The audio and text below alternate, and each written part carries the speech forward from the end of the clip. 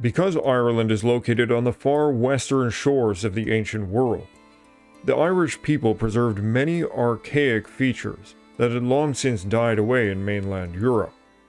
From shocking acts of violence to bizarre social practices, we'll take a look at some of the incredible, almost unbelievable things about the ancient and early medieval Irish.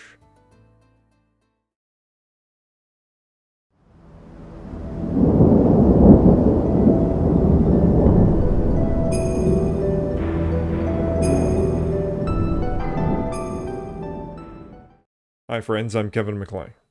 Don't forget to like, subscribe, and consider supporting the channel through Patreon, PayPal, or YouTube Super Stickers. Much thanks to all of my supporters. When killing an enemy, it was not uncommon to take their head. The practice not only appears in many Irish literary accounts, but also in records of historical events. The head would be kept by the victorious warrior as proof of his glorious deeds. The Ulster saga describes a related practice. At that time, it was a custom with the men of Ulster to take the brains out of the head of every warrior whom they slew in single combat, and mix slime with them, so that they were made into hard balls, and whenever they were in contention, or at comparison of trophies, these were brought to them, so that they had them in their hands. This headhunting is also reported on in early Roman accounts of the Celts. Diodorus Siculus wrote, "When their enemies fall, they cut off their heads and fasten them about the necks of their horses, and turning over to their attendants the arms of their opponents, all covered with blood, they carry them off as booty, singing a tribute over them, and striking up a song of victory. And these first fruits of battle they fasten by nails upon their houses, just as men do in certain kinds of hunting, with the head of wild beasts they have mastered. The heads of their most distinguished enemies they embalm in cedar oil, and carefully preserve in a chest, and these they exhibit to strangers. And some men among them, we are told, boast that they have not accepted an equal weight of gold for the head they show, displaying a barbarous sort of greatness of soul." While bards are thought of now as musical performers and poets, in ancient Ireland they were believed to have deadly magical powers. There were numerous poetic grades, with those known as bards being on the lowest level, with the more elite classes being known as the fili, possibly corresponding to the distinction noted by Romans who remarked on bards, vates, and druids. These ancient bards memorized lore as well as composed and recited poetry, but they were also greatly feared for their magical curses, which they were believed to inflict upon any king who opposed their requests. They could cause all manner of illnesses and bad luck, but most devastating perhaps of all is that they could take away a king's face or honor related to their curses, which caused spots or blemishes to mark the face of the king. In extreme cases, this could result in the king losing the right to his position. In the mythical tale of Cathmag Tuired, a bard of the gods utters a poem of disgrace upon the failed King Bres, effectively ending his rule. But the most egregious example of this is preserved in the tale of Athrna, a bard known for being exceptionally cruel. Eirith, son of Luchta, surrendered to him his last remaining eye, or he would subject him to bardic ridicule. The king complies, digging his eye out with his finger and providing it up to the bard. The blood he washed from his eye is said to be the origin of the name of Lake Dergderch. Athrna went on to demand to sleep with the wife of the king of Munster, or he would take away his honor, and the king was forced to comply. And he likewise took the wife of the king of Leinster and of 50 other regional kings. Laws were eventually instituted to limit this cursing power of the bards, and forbade them from cursing against kings, but it remained a potent weapon even well into the Christian era, with monks taking up similar practices fasting and cursing kings in order to get their way.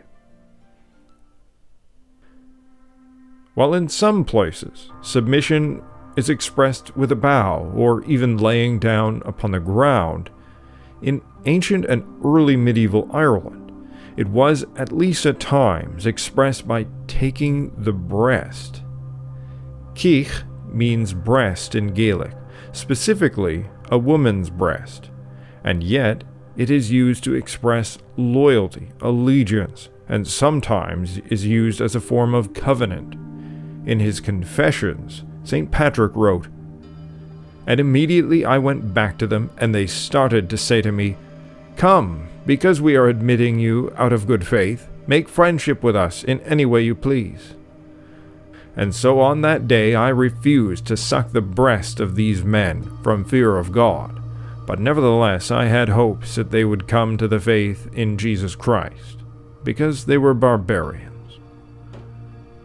He links the practice to paganism and thus refuses to engage in it. It appears elsewhere in Irish literature, used typically as a symbolic phrase of pledging loyalty. It signified a man coming under the power of another, akin to a baby to his mother, which is the deepest state of dependence that one could symbolically represent. Ancient Celtic kings ruled the distribution of wealth, one reason why one of their chief gods becomes associated with Mercury. Each community under the king had to provide up a set amount of wealth, and in turn the king doled out that wealth to those he favored, like a mother giving her milk to a child. Yes, the so-called nanny state existed even in ancient times. However, there is no evidence that this practice was intended as sexual. A few bog bodies from the late Iron Age show the nipples to have been cut off, perhaps related to their dethroning. When the practice died out is hard to say, but it likely lingered on as a phrase in the language long after the practice itself had ended.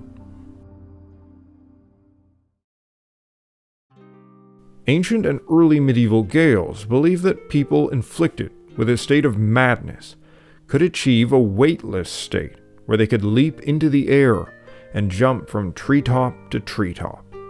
This madness was closely associated with the poetic arts as well. These madmen would live out in the woods, living off whatever they could scavenge, especially nuts. These madmen were sometimes sought out for prophecy, and madness was also closely linked to the identity of Odin, with his name meaning the Mad One.